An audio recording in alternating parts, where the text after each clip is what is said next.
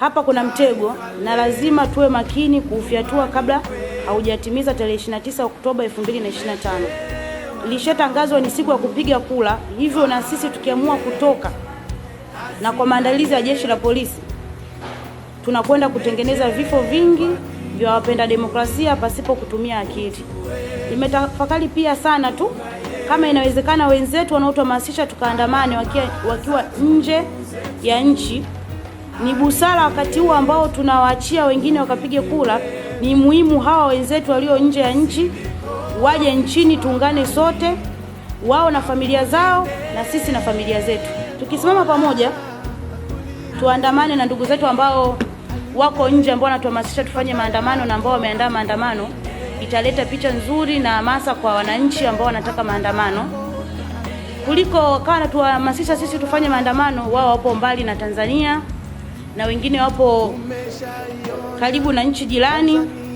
Kwa mimi nilikuwa na wazo kwa Tanzania na wapenda haki, kama kweli tunataka tuondoe utawala ambao uliopo, hatutaki utawala ambao upo, hatutaki chama tawala ambacho kinatawala sasa hivi, na tunataka chama cha demokrasia na maendeleo kishike, ni vizuri tukajitokeza na tukajipanga baada ya wao kufanya uchaguzi wao Oktoba 29, na sisi wote tukatafuta muda na ndugu zetu wakapata kusogea hapa Tanzania nchini tudai haki kwa pamoja, kuliko tukahamasishana kufanya vurugu siku ambayo ni ya maandamano yaliyopangwa na serikali.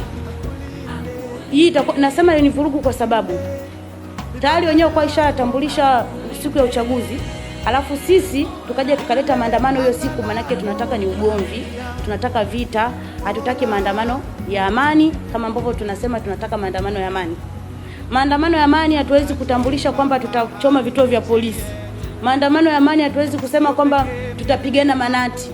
Maandamano ya amani hatuwezi kusema tutaharibu hivi, hatuwezi tukasema tukafanya hivi tukatumia lugha chafu. Maandamano ya amani yanafuata utaratibu mzuri. Sasa ili kila Mtanzania aandamane kwa amani bila kupoteza ndugu zetu, kumwaga damu. Tunasema kwamba tunakemea umwagaji damu, lakini hichi tunachoenda kukifanya sio kwamba tunakemea umwagaji damu, ila tunaenda kumwaga damu za watu wetu. Kwa nini tunamwaga damu za watu wetu? Kwa sababu tunaenda kufanya fujo. Na tukifanya fujo tutadhibitiwa. Tukifanya fujo kuna watu wataumia. Tukifanya fujo tutakaribisha watu waovu. Waje wavunje maduka ya watu, wavunje ofisi za watu, watu waibiwe, tutaharibu miundombinu. Utakopo tutofanya ni ujinga, hakuna kitu ambacho tumekifanya zaidi kupoteza ndugu zetu.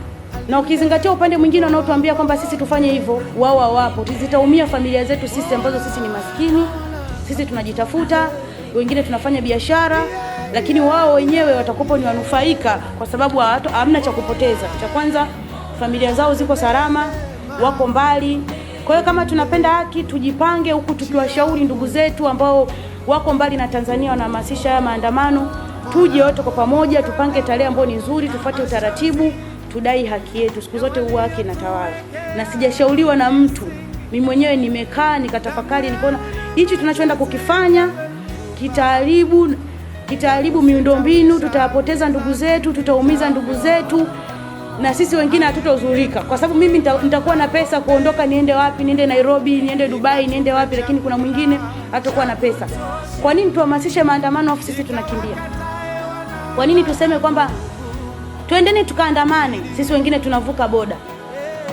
Kwa nini wanavuka boda? Kwa sababu wanajua kitachotokea ni nini kwenye vurugu.